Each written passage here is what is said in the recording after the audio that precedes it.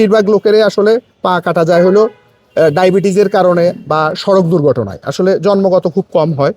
সিলেটের বন্যাতেও আমরা সেনাবাহিনী সহ আমরা কাজ করেছি। আমরা ফেনী, নোয়াখালী, লক্ষ্মীপুরের বন্যাতেও আমরা কাজ করেছি। আমরা অগ্নিদগ্ধ মানুষের জন্য আমরা কাজ করি। আমরা প্রতি বছর শীতে এবারও আমরা প্রায় ৩৮০০ কম্বল দিয়েছি। আমাদের স্বপ্ন নিয়ে নিবাস আছে, যেখানে মানুষজন এসে বিনা পয়সায় থাকে, খায়। এটি গত 4 বছর ধরে চালু আছে। তো এরকমভাবে আমরা কাজগুলো করি। আমরা শিক্ষার্থীদেরকে শিক্ষা সহায়তা দিই। আমরা অনেকগুলা স্কুলে আমরা শহীদ মিনার করে দিয়েছি।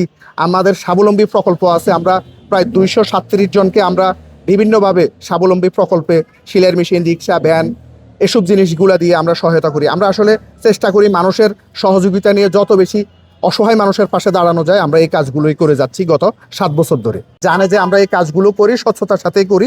ওনারা তখন আমাদেরকে এই সহায়তাগুলোই দেয়। সবাই ব্যক্তিগতভাবে পরিচিত ব্যক্তিরাই আমাদেরকে সহায়তা করে।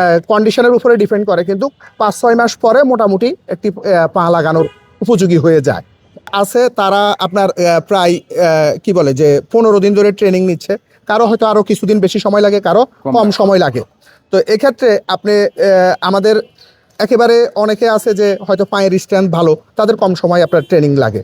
আর আমরা শুধু যে দুর্ঘটনা শিকার মানুষের পা লাগাই তা না, অনেকে আছে কিন্তু জন্মগতভাবে যাদের পা নাই। আমরা অনেকগুলো বাচ্চাকে আমরা পা লাগিয়ে দিয়েছি, যারা আপনার লাফিয়ে লাফিয়ে স্কুলে যায় বা এভাবে জীবন কাটায় আপনার।